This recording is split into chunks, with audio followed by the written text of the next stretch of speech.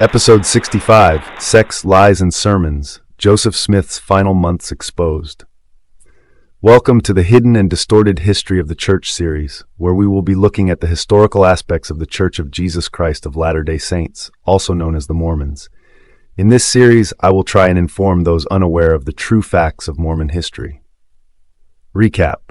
Last week, Joseph Smith secretly formed the Council of 50, a shadow government plotting a global theocracy. Emma Smith called out corrupt male leaders and which halted the Relief Society. Orson Hyde was sent to D.C. to secure Smith military power over the West, and a bold proclamation declared Mormonism the world's destined rule.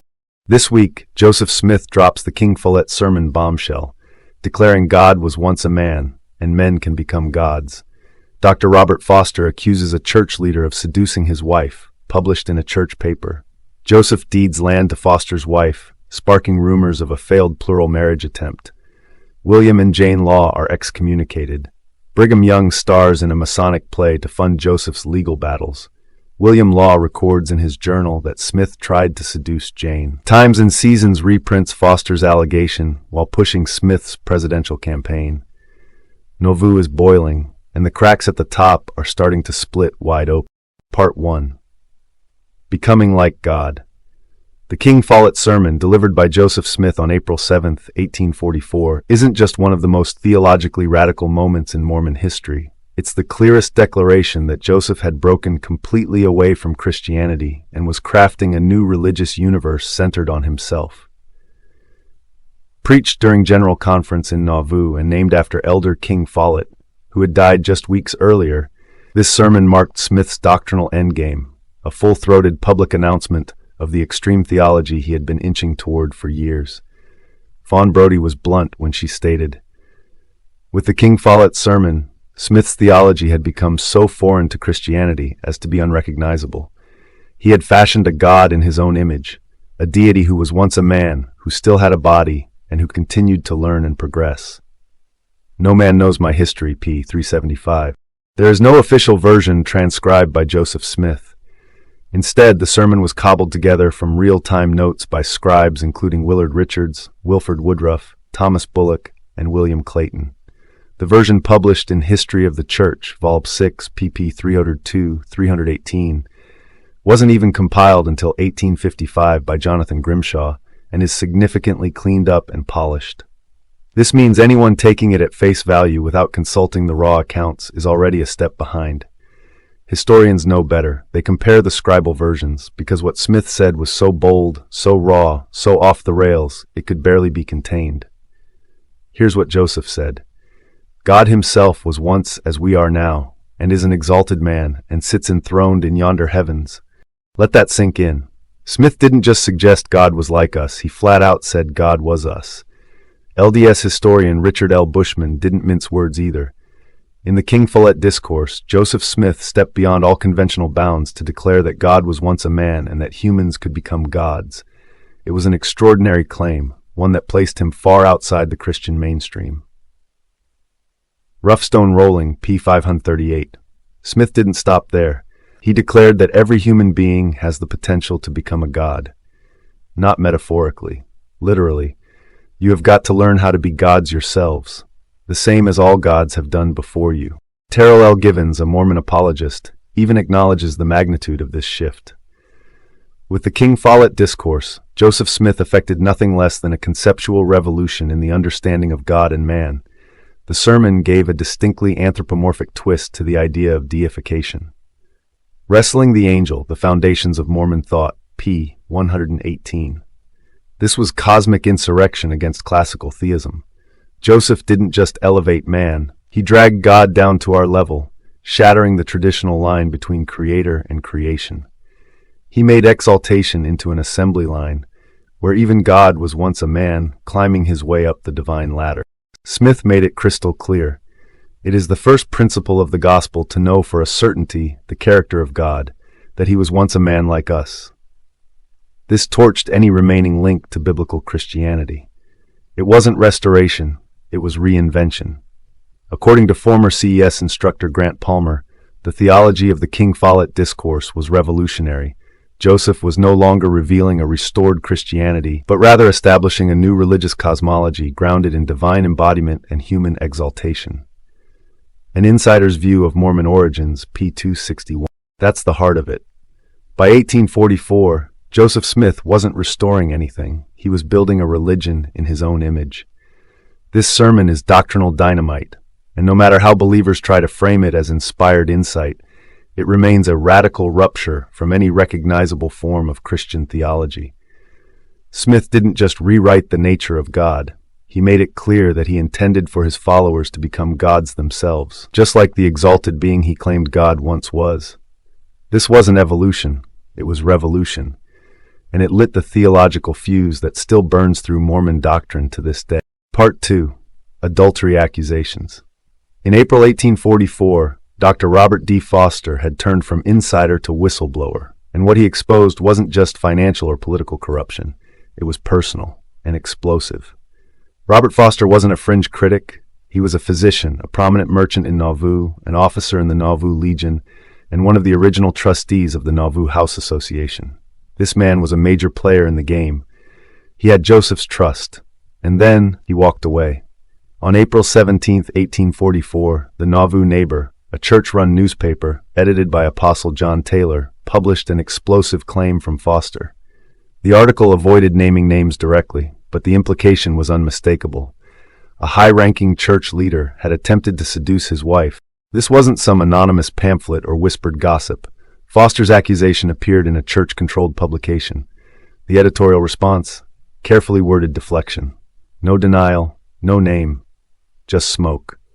Just 1 year earlier, in March 1843, Joseph Smith had quietly deeded a parcel of church-owned land to Foster's wife, Sarah Finney Foster. Let that sink in. Smith transfers land not to Foster but to Sarah, with no formal explanation.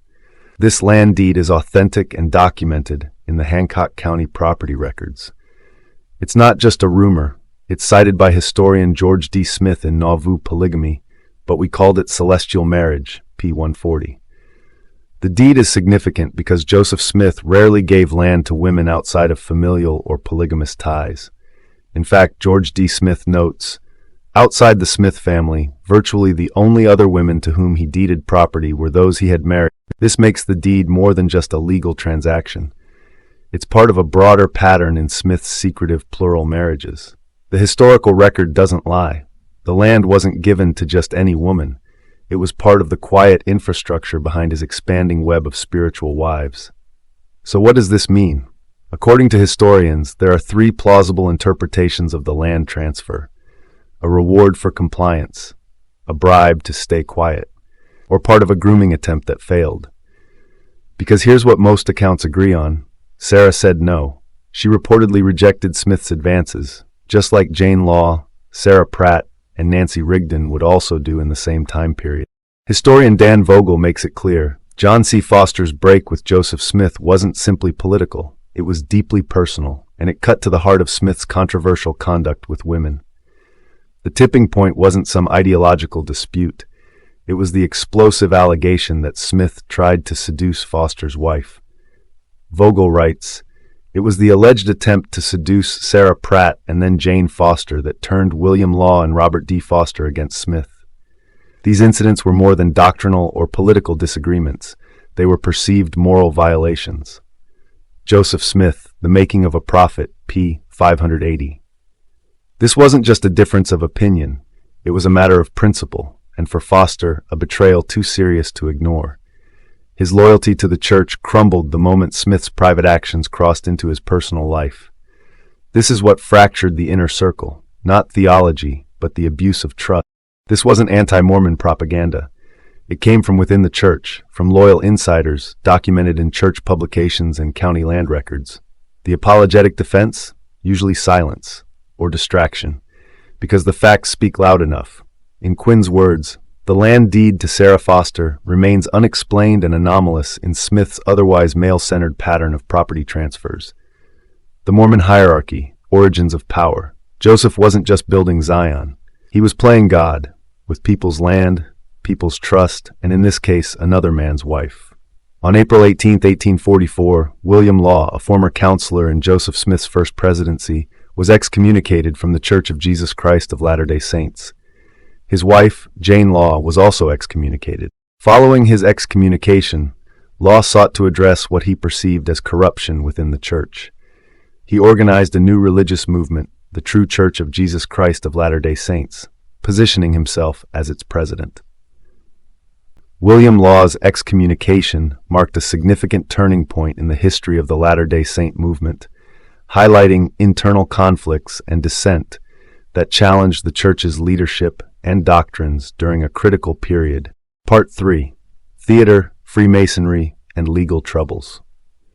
On April 24, 1844, the Nauvoo Masonic Lodge organized a fundraising theatrical performance to assist with Joseph Smith's mounting legal expenses. Brigham Young took on a leading role in the production, highlighting the close ties between the Latter-day Saint leadership and Freemasonry during this period. The event was more than just a play. It was a strategic move to rally support and resources amid increasing legal challenges facing Smith. The choice of a theatrical performance underscores the community's efforts to use cultural means to address pressing financial and legal issues. This fundraiser is documented in historical accounts, noting that Nauvoo Masons held a fundraising play on April 24, 1844, to pay Smith's mounting legal bills. Brigham Young and other LDS Church leaders participated in lead roles. The intertwining of Church leadership with Masonic practices during this time reflects the complex social and organizational dynamics within Nauvoo. The Masonic Lodge served not only as a fraternal organization, but also as a platform for community leaders to coordinate efforts in support of the Church's interests. This event exemplifies how the Latter-day Saint community in Nauvoo leveraged various societal structures, including Freemasonry, to navigate the multifaceted challenges they faced in the mid-19th century. On May 13, 1844, William Law recorded a pivotal entry in his personal journal. He, Joseph Smith, had lately endeavored to seduce my wife, and had found her a virtuous woman, the millennial star. This accusation wasn't an isolated claim. Jane Law herself later recounted that Smith had approached her with a proposal for a polyandrous marriage, suggesting that she give him half her love, while retaining the other half for her husband. The Law's refusal to participate in Smith's polygamous practices marked a significant turning point.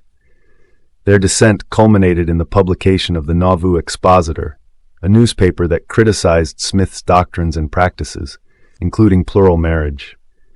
These events underscore the deep divisions and controversies within the early Latter-day Saint movement, particularly surrounding the practice of polygamy and the consolidation of power by its leadership. On May 15, 1844, the Times and Seasons published an issue that juxtaposed two significant narratives: the promotion of Joseph Smith's presidential campaign and the reprinting of serious allegations against a Church leader. The front page prominently featured Smith's bid for the U.S. presidency, highlighting his political platform and the Church's support for his candidacy. This political ambition was part of a broader strategy to seek redress for the Saints' grievances and to assert their rights within the American political system. However, within the same issue, the newspaper reprinted accusations originally made by Dr. Robert D. Foster. While the article did not explicitly name Joseph Smith again, the context and timing led many contemporaries and later historians to infer that Smith was the subject of these allegations. The inclusion of both the political promotion and the reprinted allegations in the Times and Seasons illustrates the complex and tumultuous environment in Nauvoo during this period. The Church was simultaneously expanding its political influence and grappling with internal dissent and serious accusations against its leadership. Thanks for watching. I hope this episode gave you something to think about. Drop your thoughts in the comments. I'm always interested in hearing different perspectives.